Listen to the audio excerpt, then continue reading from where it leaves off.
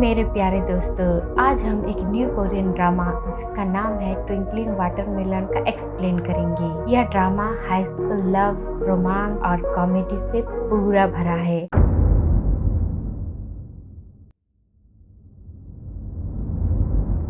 तो एपिसोड की शुरुआत होती है दो हैंडसम लड़कों से। तो ये है युंगुल और ये है यूनहो। यूनहो बोल और सुन नहीं सकता। तो दोनों भाई एक कैफे में मेन्यू बोर्ड देख रहे होते हैं। तभी कैफे के कर्मचारी ऑर्डर लेने उनसे आते हैं। तो दोनों भाई आपस में सांकेतिक भाषा में क्या खाना है डिसाइड करते हैं। तो उन्हें देखकर कैफे के कर्मचारियों को कुछ समझ नहीं आता। इसके बाद युंगुल क्या खाना है ऑर्डर करता है। फिर खाने के बाद दोनों बाहर आते हैं और पूरी मस्ती के साथ साइकिल चलाने लगते हैं। फिर कहानी इन दोनों की बचपन के वक्त में जाती है। फिर दोनों भाई अपने पेरेंट्स के पास जाते हैं। तो उनके पेरेंट्स भी गूंगे और बहरे हैं, इसलिए युंगुल उनके ऊपर लेजर लाइट चमकाता है। तो वे लाइट देखकर समझ जाते हैं कि उनके बच्चे आ गए हैं। फिर आगे देखते हैं कि युंगुल अपने रेस्टोरेंट में अपने पेरेंट्स की मदद कर रहा होता है। फिर वहाँ रेस्टोरेंट के लिए सामान देने एक आदमी आता है। फिर युंगुल को उसकी माँ कहती है कि इस आदमी को समझा दो, इसका सामान खराब है तो हम नहीं खरीदेंगे। फिर युंगुल उस आदमी से कहता है कि तुम्हारा सामान बहुत खराब है और हम अच्छा खाना बनाते हैं, इसलिए हम तुम्हारा सामान नहीं खरीदेंगे, तो दोबारा तुम यहाँ मत आना। फिर अगले सीन में रात को सभी सो रहे होते हैं। तो युंगुल उठता है और खिड़की के बाहर देखने लगता है। तभी उसकी माँ भी उठ जाती है और युंगुल के पास आकर पूछती है कि क्यों उठ गए। तो युंगुल बताता है कि मुझे बर्फ गिरने की आवाज सुनाई दे रही थी, इसलिए मैं उठ गया। फिर उसके पिता भी उठ जाते हैं और कहते हैं कि चलो बाहर स्नोमैन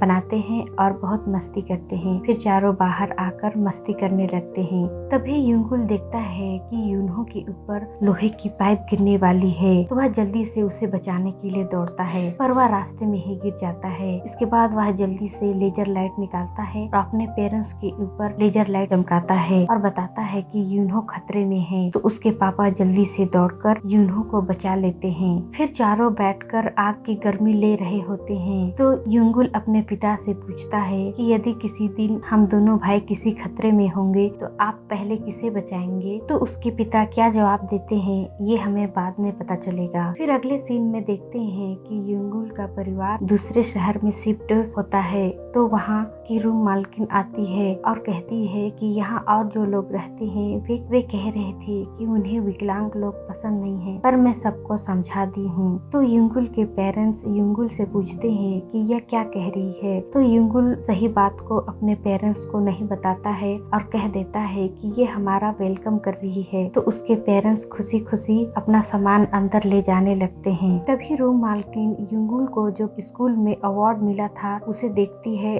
और जान जाती है कि यह बच्चा तो पढ़ाई में बहुत तेज है। तो वह जल्दी से अपना बच्चा यानी जिसका नाम ब्योंगो है, जो पढ़ाई में एकदम जीरो है, उसे फोन करती है और कहती है कि अब से तुम युंगुल के साथ ही रहना और उसके साथ पढ़ाई करना। फिर अगले सीन में देखते हैं कि युंगुल अपने परिवार के साथ पूरा घर को सजाता है और फिर शाम को सभी बैठकर डिनर कर रहे होते हैं। तो युंगुल के पेरेंट्स युंगुल को कहते हैं कि हम लोग रेस्टोरेंट में देर तक काम करेंगे। तो युंगुल अपने पेरेंट्स को कहता है कि मैं यूनहो का पूरा ध्यान रखूंगा, आप लोग चिंता मत करना। तभी वहाँ रूम मालकिन का बेटा ब्योंगो आता है और टेक्स्ट मैसेज के जरिए युंगुल के पिता से युंगुल को बाहर ले जाने के लिए परमिशन लेता है। फिर युंगुल ब्योंगो के साथ बाहर घूमने जाता है। तो एक जगह म्यूजिकल इंस्ट्रूमेंट का दुकान होता है। वहाँ रुककर ब्योंगो सबको बताता है कि लोग कहते हैं कि इस दुकान का मालिक बच्चों को खा जाता है, इसलिए इस दुकान से दूर ही रहना।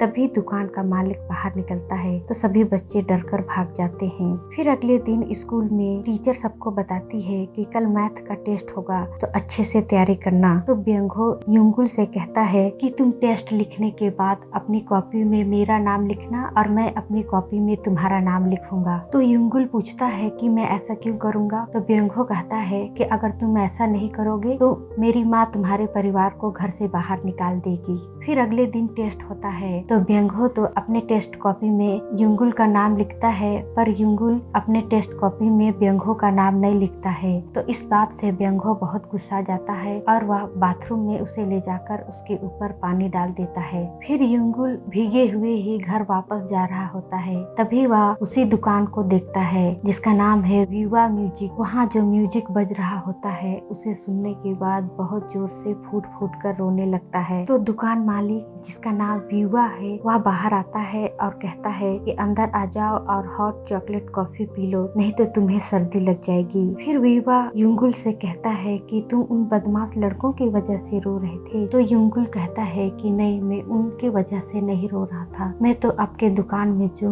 म्यूजिक बज रही थी उसकी वजह से रो रहा था। ऐसा लग रहा था जैसे वह म्यूजिक मुझसे बात कर रही हो और जिससे मुझे बहुत सैड फील हुआ और मैं रोने लगा। फिर विवा कहता है कि अभी जो हुआ तुम्हारे साथ उसके बारे में अपने पेरेंट्स को बता देना। तो युंगुल कहता है कि मैं ऐसा नहीं कर सकता, क्योंकि वैसे भी बहुत से लोग मेरे पेरेंट्स के साथ बुरा बर्ताव करते हैं, तो मैं इन सब बातों को उन्हें बताकर और ज्यादा परेशान नहीं कर सकता। फिर युंगुल वहाँ से जाने लगता है तो विवा उसे कहता है कि क्या तुम गिटार बजाना सीखना चाहते हो, और कहता है कि जब तुम एरिक क्लैप्टन का गाना महारत हासिल कर लोगे तो तुम्हारी जिंदगी बदल जाएगी। इसके बाद युंगुल स्कूल के बाद रोज उस दुकान में जाता और विवा से गिटार बजाना सीखता। तो विवा युंगुल को बताता है कि गिटार भी एक इंसान की तरह होता है, अगर इसके तार को प्यार से छेड़ोगे तो यह प्यार से जवाब देगा, और अगर गुस्सा से छेड़ोगे तो गुस्सा से जवाब देगा। फिर युंगुल गिटार बजाना सीखता है और ब्यंगो जो उसके साथ हमेशा बुली करता रहता था वह रोज उसे परेशान करता है।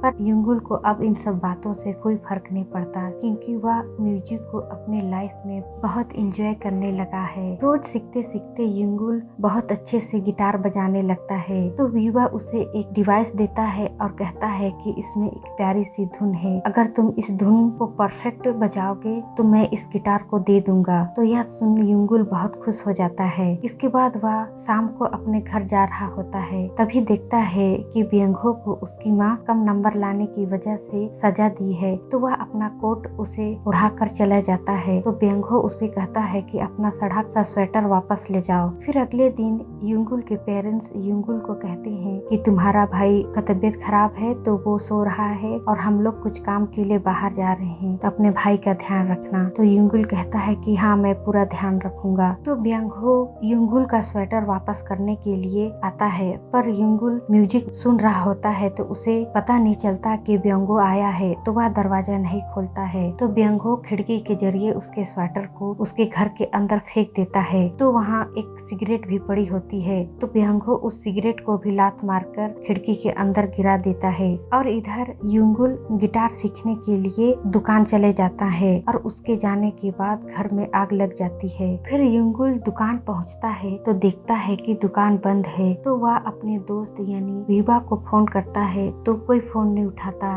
तब हम देखते हैं कि विवा की मृत्यु हो चुकी है। अगले सीन में देखते हैं कि फायर ब्रिगेड की गाड़ी आती है और आग बुझाने की कोशिश कर रही होती है। तभी वहाँ युंगुल के पेरेंट्स आते हैं तो फायर फाइटर युन्हो को घर से निकाल रहे होते हैं। तो युन्हो के पापा सोचते हैं कि युंगुल अंदर होगा, या सोचकर वह घर के अंदर चले जाते हैं, क्योंकि युंगुल ने अपने पेरेंट्स को नहीं बताया होता है कि वह शाम को गिटार सीखने जाता है। तभी वहाँ युंगुल भी आ जाता है। तो उनकी माँ रोते रोते कहती है कि युन्हो को हॉस्पिटल ले जाया गया है और तुम्हारे पापा तुम्हें ढूंढने के लिए घर के अंदर चले गए हैं। तो युन्हो उन बातों को याद करता है जब उसने अपने पापा से पूछा था कि जब दोनों भाई किसी खतरे में होंगे तो वह पहले किसे बचाएगा। तो उसके पापा उसे बताए थे कि तुम्हें यानी युंगुल को, और बोले थे कि अगर मैं तुम्हें पहले बचाऊंगा तो तुम जाकर दूसरों से मदद मांगोगे, और तुम्हारी वजह से ही हम बाकी दुनिया से कनेक्ट हो पाते हैं। तो इन सब बातों को याद करके युंगुल बहुत ज्यादा रोने लगता है। तभी फायर फाइटर उसके पिता को भी बाहर निकाल लेते हैं। फिर हॉस्पिटल में ही रूम मालकिन उन्हें कहती है कि अब रहने के लिए अलग घर ढूंढ लो। इसके बाद युंगुल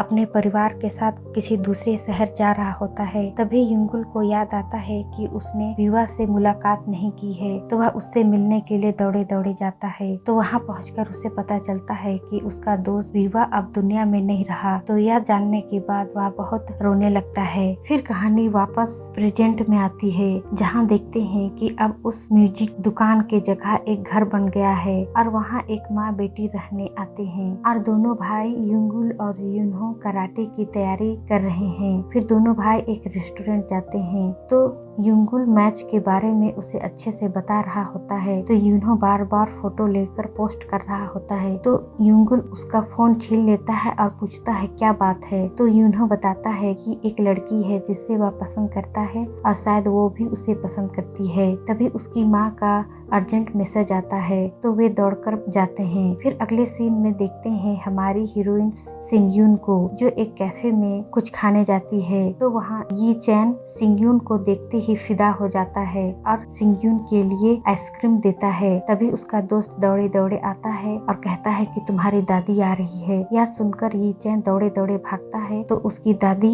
उसे कहती है कि मैं तुम्हें पढ़ने भेजी और तुम जॉब कर रहे हो। यह कहकर उसे मारने दौड़ाती है। और दूसरे सीन में देखते हैं कि रेस्टोरेंट में युंगुल के पापा पीने के बाद टल्ली हो गए हैं। तो दोनों भाई उसे घर लेकर जाते हैं। फिर युंगुल अपने पिता को बिस्तर में सुला रहा होता है। तो उसके पापा उसे कहते हैं कि पहले इन्हीं लोग मुझे नीची नजर से देखते थे, पर अब तुम डॉक्टर बनने वाले हो और तुम्हारे भाई जो कराटे के नेशनल टीम में शामिल हो गया है। तो सभी लोग अब मुझसे बराबरी से बात करते हैं। तो इन सब के लिए धन्यवाद। फिर युंगुल अपने पापा की बातों को याद करके पढ़ाई करने बैठता है। तो वहाँ एक म्यूजिक का सिंबल को देखता है। फिर कहानी फ्लैशबैक में जाती है, जहाँ विवा उसे उस सिंबल के बारे में बता रहा होता है, जिसमें वह बताता है कि यह एक कोड की तरह है जो गाने के अंत में होता है। इसका मतलब है कि तुम्हें अब बहुत ही खूबसूरती के साथ म्यूजिक को एंड करना है और तुम एक कोडा हो, यानी बहरे पेरेंट्स के पैदा हुए सामान्य बच्चे। तुम साउंड वर्ल्ड को साइलेंस वर्ल्ड से कनेक्ट करते हो। इन सब बातों को याद करने के बाद युंगुल मास्क लगाकर रोड पर बहुत अच्छा गिटार प्ले करता है, जिससे रास्ते से गुजरने वाले बहुत लोग एंजॉय करते हैं। और इसी खूबसूरती के साथ ये एपिसोड एंड हो जाता है। तो मेरे प्यारे दोस्तों, आगे जानने के लिए सब्सक्राइब जरूर करें। धन्यवाद।